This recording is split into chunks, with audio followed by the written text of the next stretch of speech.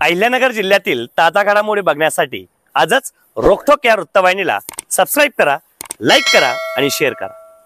दिवाळी आणि भाऊबीज या सणानिमित्त कोपरगाव बस स्थानक परिसरात मोठ्या प्रमाणात गर्दी होत असल्यामुळे नागरिकांच्या सुरक्षेच्या दृष्टीने कोपरगाव शहर पोलिसांकडून विशेष उपक्रम राबवण्यात आला आहे।